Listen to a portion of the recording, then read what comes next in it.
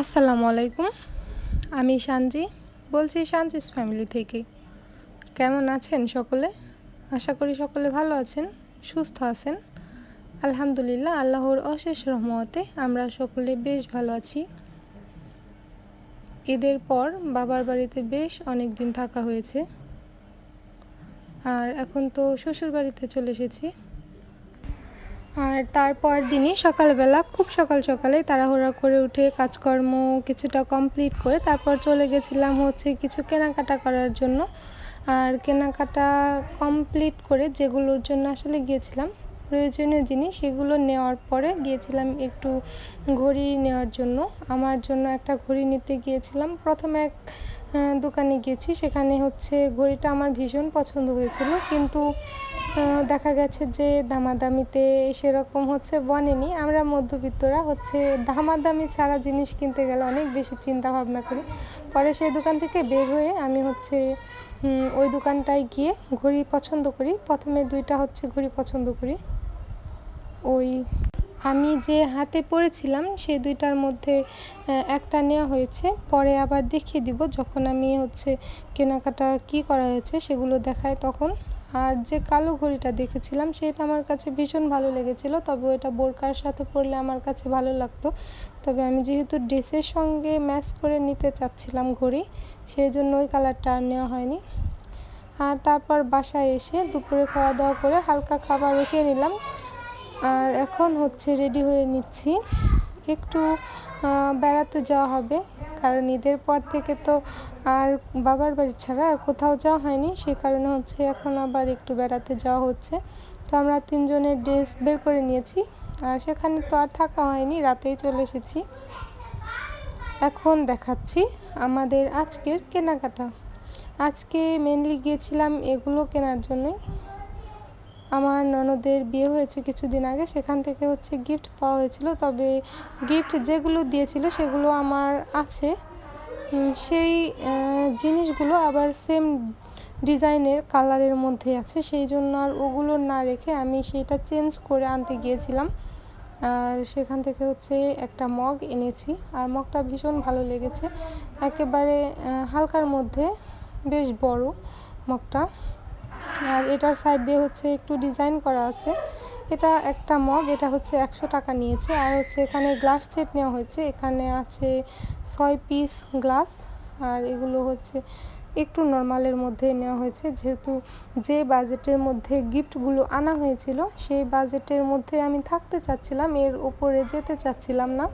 আমি বাসায় থেকে চিন্তা করে গিয়েছি যে এই বাজেটের মধ্যে যদি না পারি তাহলে দেখা যাবে যে খুব বেশি হলে 100 টাকা এর মধ্যে ভরবো, এছাড়া আর বেশি টাকা ইনভেস্ট করে এগুলো না কেনাই ভালো, যেহেতু আমার আছে। আর এইগুলো গ্লাসগুলো নিয়েছে 450 টাকা 6টা গ্লাস, তবে এর থেকে আরও সুন্দর এবং ভারী গ্লাস ছিল। আমি একটু চিন্তা ভাবনা করে নর্মাল আর পাতলাগুলো এনেছি, কারণ একটা গ্লাস যদি পানি ছাড়াই এত বেশি ভারী থাকে তাহলে ওটার মধ্যে পানি দিলে তো আরও বেশি ভারী হবে। সেজন্য আমি সিম্পল আর পাতলার মধ্যে এগুলোই পেয়েছি, আর এই বাজেটের মধ্যে। এখন দেখাচ্ছি 6 পিস কাপ, এটার সঙ্গে ফ্রিজ নেই, শুধু কাপ। আর এই কাপগুলো নিয়েছিল 400 টাকা। এটার মধ্যে এই সাদা কালো ডিজাইন ছাড়া আমার একটু নীলের মধ্যে পছন্দ হয়েছিল, কিন্তু আপনার ভাইয়া এটা পছন্দ করে, যে কারণে এইগুলোই আনা হয়েছে। তবে একেবারেও খারাপ না, মোটামুটি 400 টাকা হিসাবে এগুলো ভালোই লেগেছে আমার কাছে। আর ফ্রিজ যেহেতু খুব একটা লাগেও না, সে কারণে ফ্রিজ ছাড়াই আনা হয়েছে মগ, শুধু মগেই চলে যাবে। আর আমি যেহেতু রাতে ভিডিও করছি তাই ভিডিওগুলো অনেক বেশি ঘোলা এসেছে। আর ঘোলা আসার আরও একটা কারণ লাইটের যেই সাইডে আলো সেই সাইডে না রেখে আমি অন্য দিকে রেখেছিলাম ক্যামেরাটা। আর এখন এগুলো একটা একটা করে টুকটুক করে গুছিয়ে নিচ্ছি।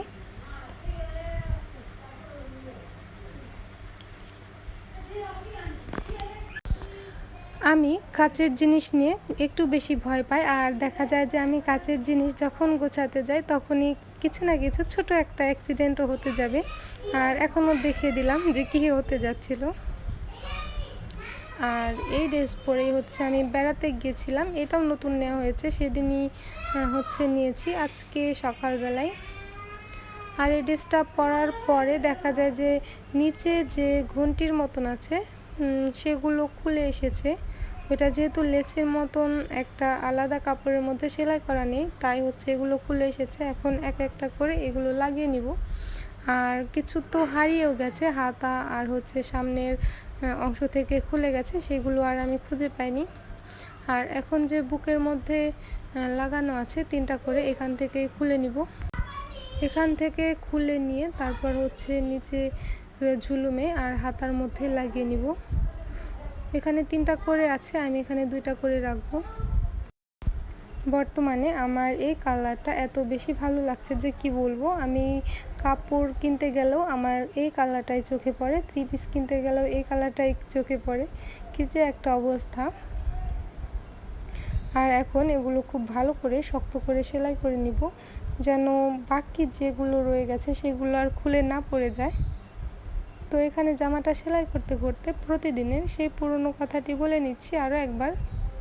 আমার এই এলোমেলো আর অগোছালো ভিডিওগুলো দেখতে আপনাদের কোথাও কোনো অংশে যদি একটু ভালো লেগে যায়, তাহলে প্লিজ আমার ভিডিওতে একটা লাইক দেওয়ার অনুরোধ রইল। আর যদি খুব বেশি ভালো লেগে যায়, তাহলে আমার ছোট্ট চ্যানেলটি সাবস্ক্রাইব করে আমার পাশেই থেকে যেতে পারেন।